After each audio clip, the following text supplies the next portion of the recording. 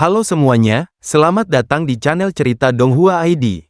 Tanpa basa-basi lagi mari kita melanjutkan cerita sebelumnya. Selamat mendengarkan, bab 15 domba gemuk akan datang ke pintu. Wajah Zhang Feng sangat gembira, ikan ini akhirnya ketagihan. Ketika semua orang melihat batu sumber melon bengkok dan jujube retak yang dipegang Yun Hao, mereka diam-diam tertawa. Bisakah batu sumber ini dikirim? Seekor anjing bodoh adalah anjing bodoh, dan dia dapat dengan mudah dibodohi dengan beberapa kata, hanya otak ini, tidak heran aula seni bela diri pedang gila akan diseret olehnya. Saudara Yun, kamu benar-benar percaya padaku. Hahaha, percayalah padaku, saudaraku, aku di sini untuk membantumu menjadi kaya hari ini. Zhang Feng berkata sambil tertawa. Yun Hao dan Zhang Feng berutang IOU, mengambil setumpuk tiket perak, dan kemudian membeli batu sumber. Semua orang ingin melihat lelucon Yun Hao, jadi mereka membujuk, karena kamu membelinya, ayo buka batu itu. Zhang Feng juga bergumam, saudara Yun, mengapa kamu tidak membukanya? Saya tahu Tuan Kaisi di sini, dan saya akan menagih Anda 100 tael perak. Berjudi, di atas batu adalah yang paling seru ketika batu dibuka, terstimulasi, mungkin Yun Hao akan melepaskan tangan dan kakinya untuk membeli. Adapun batu sumber di tangan Yun Hao, itu membuka harta karun. Tidak ada yang mengharapkan apapun, semua orang hanya memikirkan lelucon. Yun Hao tersenyum tipis, tidak apa-apa, kalau begitu mari kita buka, dan kamu tidak perlu mencari seseorang. Suara itu, jatuh, telapak tangan, Yun Hao tiba-tiba mengerahkan kekuatan. Klik, batu, sumbernya rusak, serpihan, batu menyembur dari jari-jarinya. Semua orang. Segera setelah itu, terdengar ledakan tawa lagi. Sakit di kepala, jika kamu membuka batu seperti ini, jika ada beberapa harta karun yang rapuh di dalamnya, mereka akan langsung dihancurkan. Ada bayi kentut, hanya sepotong memo, tentu saja, ini tidak mencegahku untuk tertawa, idiot ini, hahaha. Yun Hao melirik semua orang. Segera, perlahan rentangkan telapak tangan, lapisan lain dari serpihan batu beterbangan. Segera setelah itu, seberkas cahaya merah menyebar dari telapak tangannya. Suhu di sekitarnya telah meningkat sedikit dalam sekejap. Semua orang tercengang, ekspresi mereka tampak membeku di wajah mereka. Tiba-tiba, benar-benar menabrak tikus mati oleh kucing buta Yun Hao, dan membuka bayi. Keberuntungan, Yun Hao dengan limbah ini. Hari ini sangat bagus. Giok Kalsedon Api, ini adalah Giok Kalsedon Api terbaik dari Orde Kuning. Sebuah seruan menarik pikiran semua orang kembali. Bahan pemurnian tertinggi peringkat kuning, Giok Kalsedon Api, hanya membutuhkan seukuran kuku untuk membuat barang palsu memiliki karakteristik atribut api. Giok Kalsedon Api seukuran telur merpati ini bernilai setidaknya 50.000 tael perak.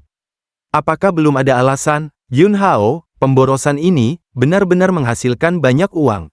Baru saja, orang-orang ini mengejek dengan penuh semangat. Ingin melihat lelucon itu, dan melihat Yun Hao membuka batu Giok Kalsedon Api, yang langsung membuat mata mereka merah karena iri. Hal yang paling tidak nyaman adalah Zhang Feng.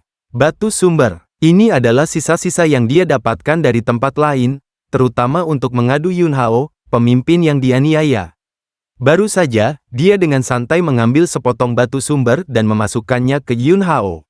Hasilnya bagus. Yun Hao menghabiskan 1000 tael perak dan mendapatkan batu Giok Kalsedon Api senilai setidaknya 50.000 tael perak.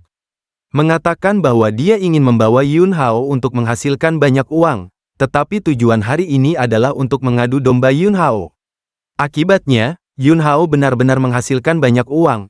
Itu hanya anjing bib, ditatap oleh tatapan iri, cemburu, dan kebencian dari orang-orang di sekitarnya, ekspresi Yun Hao tetap tidak berubah. Dan dia menyingkirkan Giok Kalsedon Api dengan ringan. Adapun benda yang keluar, itu adalah Giok Chalcedony Api, tapi ternyata tidak. Ini adalah Cedony Api. Ini bukan bahan terbaik dari peringkat kuning, tetapi kelas yang lebih rendah dari peringkat Suan, yang bernilai 100.000 tael perak. Terlebih lagi, roh Giok Kalsedon Api ini adalah materi spiritual bawaan, mengandung ki bawaan, yang dapat digunakan untuk mengembangkan teknik penciptaan primordial. Keduanya serupa, tetapi juga mudah dibedakan. Orang-orang di sekitarnya tidak mengenalinya, dan Yun Hao tidak tega menjelaskannya. Saat itulah itu terjadi. Pada saat ini, seorang saudara laki-laki muda yang memegang kipas lipat datang dan berkata sambil tersenyum, Yun Hao, saya akan membayar 50.000 tael perak untuk membeli batu giok kalsedon api Anda. Nama orang ini adalah Su Li, tuan muda dari keluarga Su. Keluarga Su berada di kota Liu Yun, dan itu cukup berpengaruh. Yun Hao memandang Su Li. Baru saja, orang inilah yang memimpin dalam meneriakkan 3 kata giok kalsedoni api. Sekarang, orang ini langsung melompat keluar dan ingin membelinya dengan harga batu giok cedoni api. Mata Yun Hao berkedip. Ini jelas, ada kemungkinan besar bahwa itu disengaja. Su Li seharusnya mengenali roh giok kalsedon api, dan ingin mengambil kesempatan untuk memanfaatkannya. Tidak untuk dijual. Jawabannya tajam dan jelas. Mata Su Li berkedip, dan dia berkata, Yun Hao, karena kamu tidak ingin menjual, aku tidak akan memaksamu, karena ini adalah rumah judi. Lebih baik kita berjudi. Bertaruh saja pada batu sumber. Jika Anda menang, saya akan memberi Anda 2 kali lipat harga giok kalsedon api, 100.000 tael perak. Jika Anda kalah, batu giok kalsedon api itu akan menjadi milik saya. Apakah Anda berani? Sekitar sekelompok orang juga mulai menambahkan bahan bakar dan cuka untuk mengipasi api. Yun Hao ini pengecut, beraninya dia bertaruh. Di masa lalu, Yun Hao, meskipun dia tidak bisa mengembangkan seni bela diri, tetapi ketika dia tiba di rumah judi, dia masih memiliki sedikit keberanian, tapi sekarang dapat mengembangkan seni bela diri. Tetapi keberaniannya hilang, dan dia bahkan lebih boros dari sebelumnya. Saya mendengar bahwa kesenjangan pendanaan paviliun seni bela diri pedang gila saat ini hampir mencapai lebih dari 200.000 perak. Zhang Feng, yang berdiri di samping Yun Hao, juga berkata, Saudara Yun, apa yang perlu diragukan? Lakukan pekerjaan, menangkan, keluarga Yun tidak hanya selamat dari krisis, tetapi juga segera menjadi kaya dan kaya.